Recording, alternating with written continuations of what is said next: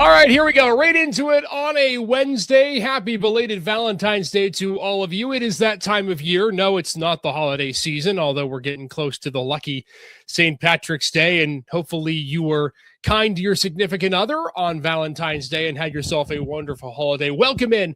It's a great night tonight. We're feeling really, really good in the house. Gem City Sports Podcast coming to you live here from our home studio, wherever you may get your podcast, whoever you may be watching. Welcome in tonight. Special show this evening. We had Michaela Presser-Palmer on last week. If you missed that episode, go back and check it out. District 10's all-time leading scorer. We had a feature with her for a nice half-hour episode last week, and that's leading in, of course, to the District 10 playoffs. So check that out wherever you get your podcast. We are on Twitter. We are on Instagram. We're on YouTube. We're on all your social media platforms, including Twitch, if that's what you fancy. At Gem City SN is where you can find us. We have new episodes every Tuesday, Wednesday, and Thursday. The Draft Podcast with Paul Adamczak on Tuesdays. Us here on Wednesdays. Thursdays is Off the Record with the Erie Otters. And it's all brought to you by our friends at Rebich Investments, keeping financial guidance simple. If you want more info, it's very easy. Go to their website, www.rebichinvestments.com, or just simply call their phone number during normal business hours at 814-734-3433, 814-734-3433. Rebich Investments, keeping financial guidance simple. Got a bit of pep in our step tonight, Tom Koval, as we start our show this evening. It's playoff time. And we were joking before the show began that it just doesn't feel like it, right? Partially because it's 50 outside today. Also partially because at the time we're recording this, which is right before the first playoff games, it just doesn't feel like we've ever gotten enough regular season to study these teams, to get a sense of where these teams are at. And I'm sure for you as a coach, it came quick because, we talk about the regular season and how it feels so long, right? In November, the December days, dog days of January, then you get to February, by God, it just changes, right? It certainly does. I mentioned the other night to a couple of my friends who were former coaches. One thing that I miss is that February coaches meeting for the Erie County All-Star game, where we all get together and we talk about our teams, and we used to exchange VCR tapes and CDs depending on how old of a coach you were, and it really brought some more life into you to see the other coaches that were in the playoffs, and you knew there was some excitement coming. So I definitely miss that part of the season. The regular season always seems to go so fast. Once you get caught up in all the games in and out. So this is a great time of year. I know there's a lot of excitement for the kids, and the coaches just get a kind of a breath of new life into their systems after the long winter, and all of a sudden we're in the playoffs, and it just gets everybody excited. I will say, good on your part that you had actual meetings about actual all-star games. You're already ahead of the curve of the NBA in terms of what they do nowadays. a little bit of a shot there. I'm not an NBA guy. I'm less of an NBA guy now after the All-Star break. That should all be canceled anyway, but so be it. It is what it is. We're past that now. All right, Tom, D-10 playoffs. We got a lot of brackets to get into. We're going to be breaking a lot of them down, predicting some as well. Some of the big ones, not all of them. There are way too many for us to go in just a little bit of a show here, but let's start on the boys side, and I think the game you and I know better than any, right? And that's McDowell Erie in Class 6A. And we start there in what's the third matchup between these two. It's traditional Thursday slot, which has been traditional since the COVID years. 7:30 start at Prep in what's going to be a bloodbath. And I don't mean that in a negative way. I mean that in just the way that these two teams played. When you look at this game, Tom, and I want you to start with going back to your days when you were coaching in Erie. You had already seen McDowell twice. More often than not, you were 1-1 when the regular season series ended. What has to be the strategy, or what strategy did you employ going into the championship game, knowing that they know you, you know them, but you got to still grind it out, and this is the one that matters? That's something that when I was coaching that we built all season long. Right, it came down to the playoffs at the end in that one game that you needed to beat McDowell. So we talked about it from the preseason, right, when we're having open gyms, and then once we started doing our practices and our scrimmages, everything that we did, win or lose, was a building block to get to your best at the end of the season when you had to play that game. So we wanted them to be focused and ready, and like, this is what we've been working for, right? It's not just another game, which no playoff game is, but I really wanted them focused coming into that game, that no matter what happened in the past, right, that just made us better win or lose to them. All right, but we had to compete in this game, and I'm sure McDowell and every playoff coach does the same type of thing. Right. But I just wanted my guys healthy, and I wanted them mentally ready. So that was such a big part of it, to kind of prepare them for a loss. Right. Maybe you lose to McDowell at the end of the season, and you need them to be able to push right through that and get into the playoff game. Or in Erie's case, they won. Right. You don't want them to be overconfident going in that game also, right? Because it comes down to, I think I say this all the time, 16, 17-year-old boys, right? What are they going to do in a game? You can't be prepared for that. So you just got to be at your best, and hopefully the ball bounces your way a few times, because you need a little bit of luck in the playoffs. I think that's a perfect point about it, because how many times did we see? I mean, I witnessed a lot of your games because I covered them when you played McDowell, and it literally was the first team to go on a bit of a run probably wins the game. And that run doesn't even necessarily mean that you're scoring points deservedly so. You're just getting lucky with a couple of turnovers. You get a bit of momentum here, a bit of momentum there. You know the crowd is going to be a factor too, right? Because those games are always packed no matter what. And I think what is so fascinating about this game in particular, and something that I think will be a huge key, is what the point total is. We've seen the opening two matchups between these two teams. It was a 66-55 win for McDowell. 53-49, Erie got the better of McDowell in the last game in what was a defensive slugfest. And you and I talked a lot about it on this show. Probably McDowell's worst shooting performance of the season, specifically in games that were important and meaningful to them. I can't wait to see what the final scoreline of this game is, Tom, because, you know, you could argue they've both been low scoring, right? But I think McDowell scoring 66 against the way Coach Pulliam and Erie plays their defense was pretty good the first time around. They shot the ball decent. They got the ball to the Marsh Cousins in the corner, specifically Liam, who we know is so great at shooting from that specific spot on the floor. Leo Finazzo was really, really sound defensively in that game. And then Erie turned it around in game number two. And I think we really saw, if people hadn't seen already, the coming out party of what Jaden Stewart can do to take over a game. How do you foresee? We'll predict the game, or look at the game in a second, specifically in terms of final score. But do you see this being more of an offensive shootout based on how great defensively they've been, and maybe we see some different transitions of strategy that we haven't seen? Or is it more of the same defensively and one in the trenches in this game on Thursday, Tom? Boy, that's a great question. And I think depending on which way the game goes is going to determine who wins, right? I think you made the point of the scores of both games. When McDowell won, they scored 66 points. And granted, that's not as much points that a prep team and McDowell game is, but the defense is a lot different, right? We've talked about that in several other episodes. But 66 is a lot of points against an Erie High team, and they shot the ball pretty well against them in that game. And then they only scored 49 in their loss. So that's a big discrepancy. You know, I went back and looked at the stats. If I recall, 5 for 25 McDowell was from three in that second game. So I think it's really going to come down to how well McDowell shoots it. Right? It's difficult to defend the 3-point line because it's deeper away. All right. So if you're helping on penetration, right, they're going to get their shots. You see the Marsh boys get their shots up, and whether they go in or not is going to be the tale of this game, I think. You know, Erie's going to probably battle with their man-to-man defense and maybe trap a little bit and try to pound it inside to Stewart, right? That slows the game down. I think that's a big advantage for them if they can, right? And they're going to guard the 3-point line to try to contest those threes and maybe mix up the defense. I think we talked about that in one of our episodes as well. If you can change your defense and play man-to-man to make them shoot fast, and then maybe switch it up to a zone where they're on their standstill shooters, right? That can mess up their rhythm a little bit. So I would predict that Coach Pulliam's probably going to throw a little bit of multi-defensive fronts for them to try to mess with their shooting consistency, and that's going to really affect the game when it comes down to it. Kevin on the other side, right, especially with them being smaller, right, I'd predict him to be probably playing some type of zone to try to keep that ball out of Stewart's hands.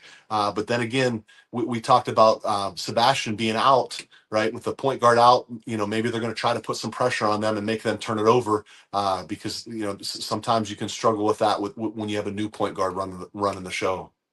I'm really fascinated. You bring up the great point about Wolford. That to me is the number one storyline of this game, and the fact that he's not eligible. And I think the question now becomes for Erie. We saw this a bit in the McDowell game a few weeks back, and truth be told, I don't even think Wolford played that well.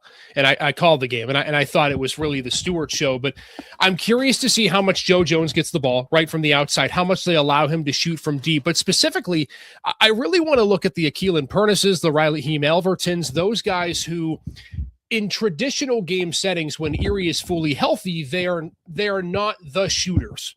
Right. But do they now have to be? Do you have to play more of a perimeter game if Jaden Stewart's going to be locked down?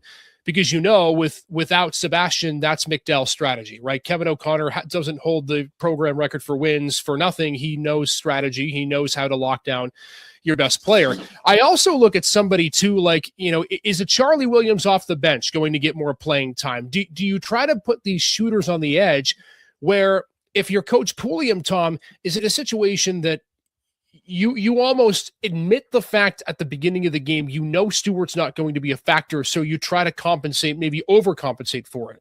What's the thought process in your mind about trying to put more shooters on the floor for Erie? I know it's not what they want to do. It might be, though, in my view, what they have to do if they want to win this game on Thursday. Well, I'm a big proponent of let's play our game, right? What are we good at? Right. And Shannon's probably going to be the same way. Like, we've been really successful putting the ball inside to Stewart. Right. Let's go back to that. And we're going to really try to find a way to to play the way we want to play. Right. It's really hard to change your personnel and put guys in different situations. You want your guys to be comfortable. They're successful in the things that they're doing. So I see them kind of doing the same things. But to your point, right, you need somebody to step up in the playoffs, right? Elverton likes to shoot a lot of threes. I see him in the hallways of school, and I'm like, man, you're a big kid. Like, oh, you get inside, right? Let's get some layups, get some mid-range jumpers, right? It'd be nice to see him help with a little bit of the scoring. Charlie Williams, I'm sure Shannon's evaluating all those guys in practice this week. Who's playing really well, right? They had a couple games that they played after region play was done. One was against Dunkirk, who's not very good. And then they played the Erie Prep Academy, the post-grad team. So they had a few games in between there too. So he's probably evaluating that and seeing who's playing really well to see who can fill that void for Wolford being out. I'm not going to ask you to predict the game, Tom, because I know where the loyalties lie, although I know the respect you have for Coach O'Connor. So it's not like you dislike McDowell, but give me a couple of keys, one for each team in this game. You mentioned, of course, Erie trying to get the ball to Stewart down low. McDowell's going to want to play more of a zone. Give me one key for each team that you think has to happen if either squad wants to go to the state subs. McDowell's going to struggle if they don't shoot the ball well. So they need to make sure that they find some good shots and flow and make some scores from the outside, because that's what their game plan is. That's how they played all year. So if they don't shoot it well, they're going to struggle. They're going to be in trouble. I think the key on the other side of that is for Erie High to really change their rhythm on their shooting, man. Like, to mix up the defenses, right, and make them uncomfortable. Because if they're not scoring from the outside, Erie's going to get the rebounds. They're a bigger team, right, and they can go down and really pound the ball inside and hopefully just give it to them that way. I will say this. I think the one thing going for Erie is that they've had to now in the last few games play more without Wolford. I mean, it's not that he hasn't played the last couple of games, but we saw in the prep game, he wasn't as big of a factor in that 12-point loss. There was 27 from Stewart in the game. So Erie, I think, is starting to figure it out without Wolford. And I think they have the shooters to be able to stay in the game. I totally agree with you. It all comes down to McDowell shooting. And I also think it comes down to pace. Like, I expected in the McDowell-Erie round 2 that if the Trojans sped up the game, that Erie wouldn't be able to catch up. And that was totally the opposite. Erie actually took advantage of it. They used Stewart down low. They were able to chip and block a bunch, go from high to low, and almost win that quick tempo game where if it was 4-on-4 or 3-on-3, they knew they would win those battles because they have the biggest and baddest guy on the floor. So I think that could be something very interesting to watch. I'm going to pick only because I feel like it's important to put myself on the record because I'm wrong 90% of the time.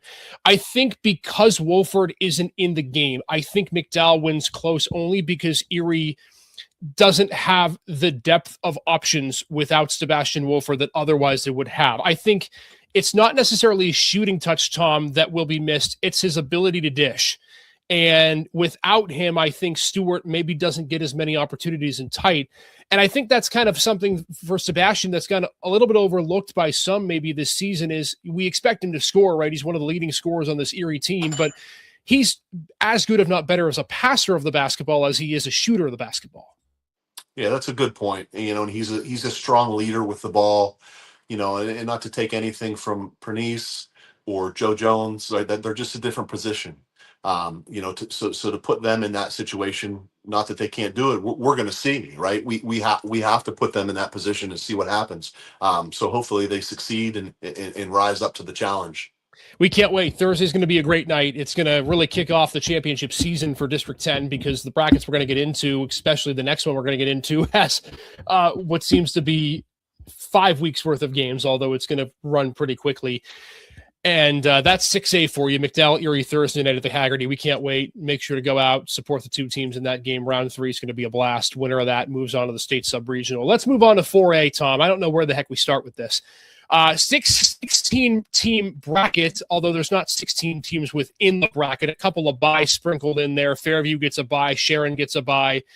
Cathedral Prep gets a bye. Those are the top 3 seeds in the bracket, and then Hickory draws Franklin, the 13th team. So it is a 16-layer bracket, but 13 teams that are involved with this. So let's just start with this, Tom. When you look at the bracket, any surprises in terms of teams that you thought may have been underranked, teams that you thought may have been overranked? Your analysis with the brackets and the matchups that we got in 4A as you see them here. I think they did a good job seeding them. I'm sure there's arguments here or there where you could move some people a little bit, but high school basketball is so difficult to predict. I think matchups make a huge influence on the outcomes of games. You see a really good team like Harbor Creek who really struggles with the matchup with Fairview both times they played them, right? But Harbor Creek's a very good team. I would not want to play them in the playoffs, right? You have some really good teams that have been playing well at the end of the year, right? I wouldn't want to be matched up with Farrell right now, and Girard drew them, right? And which is funny because Girard has been a really tough matchup for Fairview, right? They got them both times. So it's really hard to come down and seed these guys. I think the strong finish by Fairview and winning the region, it really helps them to get that bye because there's some tough outs in this bracket. And the less amount of playoff games you have to play, the better chance you have of surviving. So it'll be really interesting to see how some of these games come out, especially with some teams that haven't played each other. So there'll be some different matchups that we get to see. So it'll be real exciting to see these guys go at it. Yeah, I'll tell you what, it is so fascinating to me, Tom, because when I looked at the bracket for the first time, the first thing I immediately thought was, wow, a lot of these teams that are the better seed have matchups that they would rather not prefer in the first round. And if they get through the first round, matchups that they would prefer. I think that's the crazy thing about the way that this bracket come out, right? You talk about Girard. Farrell's been a really, really tough team down the stretch for anybody, and the fact that they're the 10 seed speaks to the depth. But I think Girard and Sharon, I don't know if Mark Schreier is going to hate that matchup per se. I think he believes he's got a talented enough and at least quick enough team to match up with Sharon. So that on the bottom half of the bracket's curious. And then if Girard can get by those 2 games you mentioned, Fairview, right? Like, we've seen it now twice that they've gotten the better of their rival from the West. I look at the top half of the bracket, and I'll say this much. I think Northeast and Oil City could be the game of the night in the first round. And keep in mind, we're recording this before the brackets begin, with the games happening on Tuesday. I think Northeast could be a real dark horse there in the 9. And, if they were the 10 seed, could they be a favorite to make the semifinals? Of course, they have a great chance in the first round, but then you would get prep in round number 2. So the games that really stick out to me in the first round, Tom, I think you hit on a few of them. Girard Farrell is going to be a heck of a game. I think Oil City Northeast would be great as well. I would not sleep on Warren Grove City in the 6-11 matchup because I think Grove City every year is a tough out, and I think they'd give Fairview a real big run for their money if they can make the second round of the tournament. And Tom, the way this bracket works, all you have to do is make the semis and you're in states because 5 teams from this bracket go to the state playoffs. Yeah, I had that circle. They take 5. So the losers bracket's going to be a great thing. Once you get to the semis, you breathe a deep breath of relief. But yeah, good point. Grove City is very well coached. I scrimmage them many times, and they do a great job of mixing up their defenses. They're very athletic. That's a tough game, and Coach Flaherty, he doesn't really want to play anybody. He probably just wants to go right to the championship. Right? He's going to be working really hard because he doesn't. And none of these coaches really think that they're just going to breeze through on any games, right? They know how competitive both of these North and South District 10 teams are. So everybody's going to be coming in prepared and ready to battle.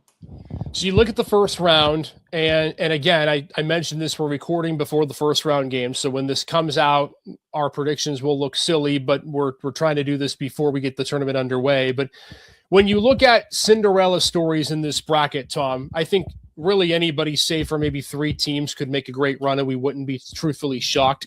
Is there one team that is not a top 3-4 seed that you could really see making a nice run? I mean, I think Grove City there at 6 could be an option. I don't think you ever count out Girard. As long as Kenny Godoy's scoring the basketball, he's a candidate. What's the one team that's the dark horse under the radar candidate that you think could surprise a lot of people and maybe find themselves in the Final Four or the Final 2 of 4A? I think, you mentioned Girard as a 7 seed, right? With Kenny, that keeps him in any game. But I think that's an easy one. I think I would go with Northeast, right? With Big Willie Shunk in there. They got Crozier. They got some guards that can shoot it. They're athletic. They play fast, right? They're big inside also. I think they have a lot of different components to their team that allows them to match up really well with anybody.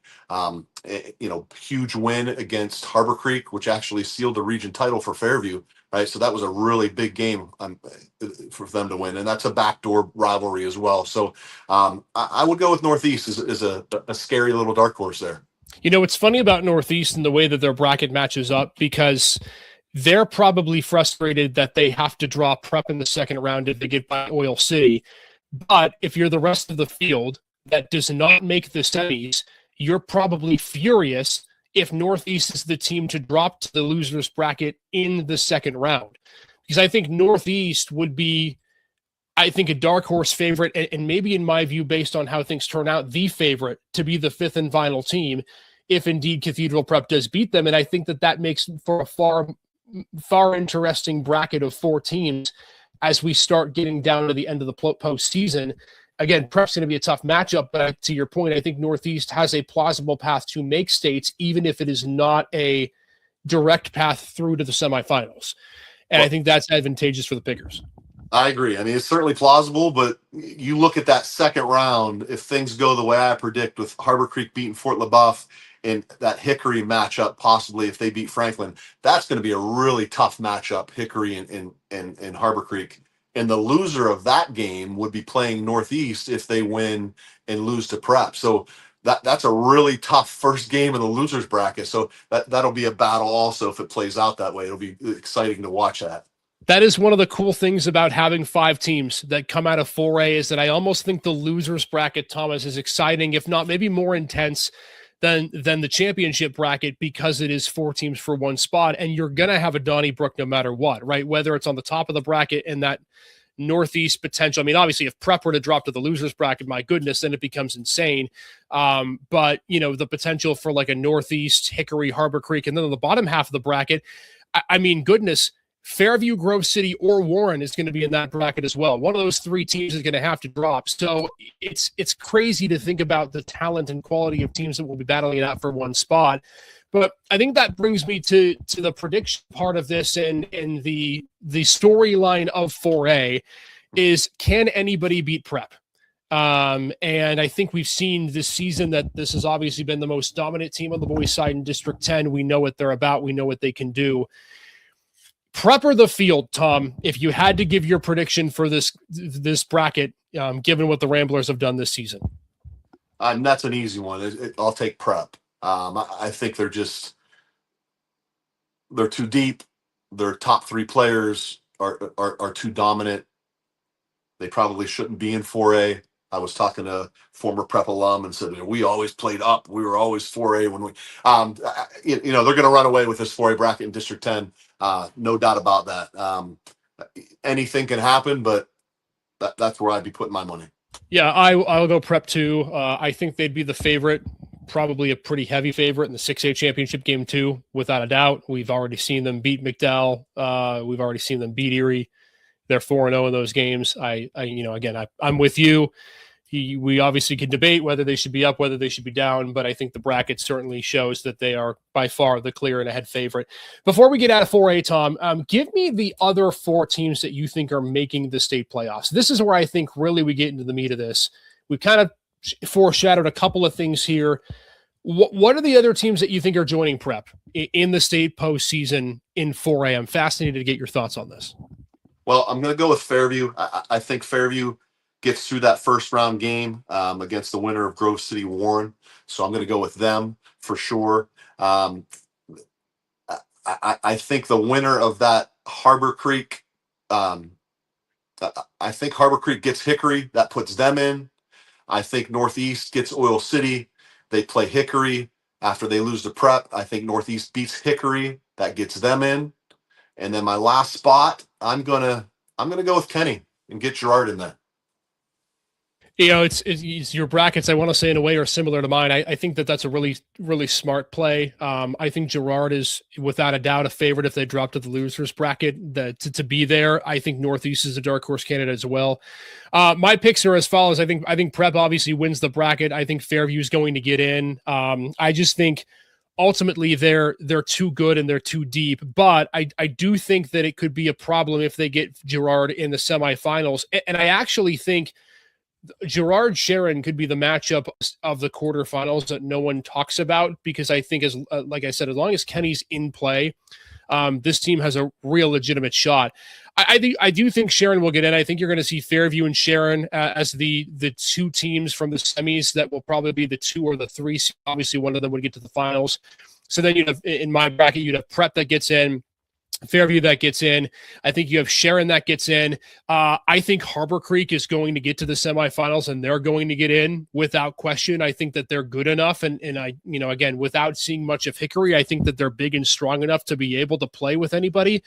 And they're also too, they're veteran. I have a lot of, I don't want to say history, if you will, but I know a lot of the guys down at Harbor Creek. JT Del Sandro, I think, is such an underrated player. If he was 7 inches taller, we'd be talking about him for District 10 Player of the Year without question.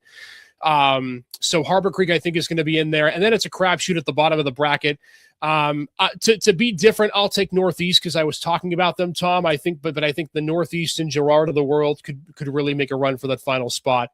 I think it's just going to depend on who gets eliminated and what the matchups become after round number 2. So fascinating stuff in 4A, 5 spots, which is almost unheard of. But it's going to be a fun bracket. And I think, Tom, to be honest with you, although it detracts from some other brackets, I think this is what I have always wanted in District 10, to have a bunch of teams vying for a bunch of spots. And here we go. Yeah, I hate to use Tom Reisenweber's line of blame 6 classes, but one of my favorite times of coaching was when I was at Central Tech and we were AAA with Harbor Creek and Girard. We had a bunch of great coaches in that region, and we got to play those teams. It was very similar to this 4A bracket, right, with Grove City and Hickory and Farrell down there as well. And it was so nice to have a big playoff bracket and see teams that you don't see all the time. It was a lot of fun, I think, for the players, the coaches, and the fans. Yeah, we get to see it again in 4A. A time of this recording, games have not started yet, but they will. So when you see tomorrow, you'll see how crazy our predictions are with this episode coming out on Wednesday night. But of course, these quarterfinals are on Friday, so those should be some tantalizing matchups as well. We'll break down those games next episode. We're going to talk about the girls basketball side in just a moment, go through a couple of brackets on the girls side. Of course, though, I want to thank our sponsor, Rubbish Investments, for keeping financial guidance simple and being our proud sponsor of this show. If you want more info, very simple, go to their website, www.rubbishinvestments.com, or call their phone number during normal business hours at 814-734-3433, 814-734-3433. Let's go from the top, at least the 2 classes we're talking about, Tom, and work our way down. Let's go 4A girls basketball. In what is a fascinating classification because of the parity that we have seen, specifically between 2 teams in 4A in the last 3 or 4 seasons. I feel like we have flip-flopped Fairview and Harbor Creek almost every single year. You threw in a Wilmington, I think, the one year that upset Fairview a few years back. That was the Hope Garrity days when Fairview was the number 1 seed. But really, it's been the Tigers and the Huskies that have ruled this class. Break down this bracket for me, Tom, because it's a little bit interesting this year. Clearly, Fairview HC are the 2 favorites. There's no question about that. But then you look at the rest of the bracket. We've talked a lot about it, Corey, and what they've been able to do with their team game. I don't think Slippery Rock is one to shake your head about either.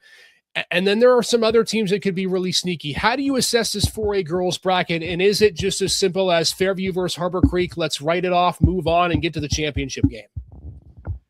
Yeah, I think it is right, my only, and you don't want to say that these teams don't have a chance, but the way Fairview's playing right now, right, they're getting to the championship game, right? So I'm gonna sit hard on that. And again, we have 15, 16, 17-year-old girls. We don't know what's gonna happen, right? There could be an injury. There could be a girl that had a really bad day and she just plays poorly. I've been on that side of things, coaching as well. So. But I'm going to go with Fairview getting into the championship. My question is the bottom of that bracket, because you have Harbor Creek and Corey, right? And there's been some battles in those games. I know the last time that Harbor Creek played Corey, they got him pretty good. I saw Corey with a big win at Fairview. So that's going to be a battle there. But if I'm going to finish it out, I think Fairview's playing very well. They really played well against Harbor Creek in that final game to clinch the region championship. And then they finished it out at home. I guess they really needed to beat GM to really get that region championship. But they're playing really well right now, and not just Paige. Shout out to her. She just committed to Gannon University, which is awesome. Her mom and dad both played at Gannon. So she's been playing really well, but you got to look at Ella Pizzo, who's been playing really well the last couple games.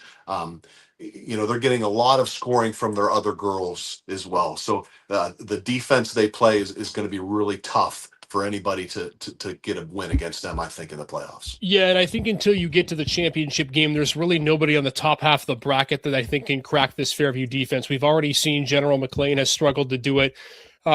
Even Slippery Rock, who probably is the best team left in that top half of the bracket outside of Fairview, I don't think they have the offense to be able to cope with the way that Coach Garrity plays his defense. And I think, too, that there's the experience factor, too, right? And that Fairview has been in this thick of things or winning championships for as long as we can remember. And they just have that experience factor with them. They're going to get a great opportunity with a bye on Wednesday to go with Saturday and be the heavy favorite of whoever wins the GM Franklin game. And at that point, it's the semifinals against the Slippery Rock and Oil City squad, who they can have success against, no question. I want to dive for a second into the bottom half of the bracket here, Tom, because I think there's 4 teams that come from this bracket. I think we can all have a pretty good idea of who's going to get there, right? Fairview's going to get there. Harbor Creek's going to get there. We think Corey's probably going to get there. And then really question becomes Slippery Rock, Oil City, flip a coin in that one, right? But right. When we get to, if we do, but assuming we get to Corey and Harbor Creek, it was a 32-28 game 5 days ago when they played. And I'm really curious to see if Corey is capable of putting together enough offense to win games. When they win games low scoring. There's no doubt about that. Their defense is just as good as anybody's. And I don't think the 4 losses to end the season is really indicative of who they are, because 3 of those games were powerhouses, 2 of which were in your region who are ranked above you in the District 10 standings. So how would you assess that, of that potential matchup in round number 3, if it gets there in the semifinals like we believe it would? Well, I think a big thing for them is, obviously, to get there, you have to win a game, but they have to win that first round game and really build a lot of confidence, right? They came off the season losing 4 games in a row, and I know that they were all close, but that doesn't make it any easier. I think one of the biggest things for a team rolling into playoffs is to be happy, right? To be on that roll, to be, on cloud 9 because you're playing well and everybody knows you're playing well and the team chemistry's all clicking and you got players on the bench that are happy because they're playing more because we're winning, right? And those are important things. So I struggle with them coming off of 4 losses, being successful in the playoffs. It's a really hard thing to overcome. I think for me, the big key, if they get to the game, is how many points does Denning score in this Harbor Creek Corey game? Because I think if you can hold her to under 20, I actually like your chances. I almost equivocate. It's the same math that I do, and I will do in a few minutes when we talk about 3A, is how low can you hold MPP? And if you can do that, I think you have a chance to win the game. I think it's similar to this with Corey. If they can shut down Denning to the extent of less than 20, I think they've got a shot to win. But Corey's going to win games by scoring in the 30s. They may get to 40-42 in that first game, whoever it is, whoever wins that Titusville-Fort LaBeouf game. But I think to win the tournament, they're going to have to hold opponents to the 30s. If you're a fan of offense, you're not going to want to watch the 4A girls bracket because it's a lot of defense, but I think we love that in this area, in this neck of the woods. I'm with you. I would say it's probably Fairview or bust, Harbor Creek being a close second, but I think Corey could definitely spring what I would call a mini upset in the semis. But I think all those teams are safe. I think Harbor Creek is safe, Fairview is safe, and Corey is safe to get to that state playoff level, and then again flip a coin between the 4 and the 5 to see who ends up getting that final spot. Any other thoughts on this bracket, Tom? It looks pretty straightforward, but again, because the defenses are so good, you get hot defensively one game, you limit teams to shooting. You never know, maybe on the bottom half of the bracket what could happen. That's true. There's not a lot of scores in this particular bracket as far as like teams that are deep with people that can put up points. So I think if one of your main scores is having an off night against a good defensive team, it could be a real struggle for you to be able to score, right? And it could come down to free throws. It could come down to, a couple turnovers late in the game. So when things get close in these defensive games, that's when upsets happen. Usually if you're so strong offensively, you're just pulling away. Those are kind of those easy games to win. But when it's close, a defensive battle, a play here or there can really make a difference. So it's going to be tight when it comes down to the end. So there's 4A. Can't wait to see who is in the championship game because we know it's going to be a good game no matter what. But we anticipate that Harbor Creek, that Corey, that Fairview will get to the state playoffs, and then it's just a matter of where they place on the podium from there. Now we finish with 3A. This, to me, is the most fascinating bracket, and it's the bracket that we've talked about that has the fewest amount of teams, 5. But 4 of the 5 are damn good teams, Tom. And we've talked a lot about 3A as we get to the playoffs. The last couple of weeks, of course, we had the interview with Michaela Presser-Palmer. Northwestern, Seneca, Mercyhurst Prep get a bye. I'm not terribly surprised, but maybe a little surprised that Mercyhurst Prep got the nod over Eisenhower in the 3-4, but I don't think it really, it matters, but maybe it does, maybe it doesn't. Let's just think about how this could go, Tom. Only 2 teams are making it, which means 2 of the 4 great teams in this bracket with respect to Greenville are going to be left on the shelf. Your thought process, your belief on how you assess this bracket currently. Wow. This is a tough one. I think Northwestern definitely gets the nod, for multiple reasons, and not just Michaela. I think their team has really found roles around her, and they play really well. There's other girls that have made shots when she's double teamed, and sometimes when she's double teamed, she's still scoring.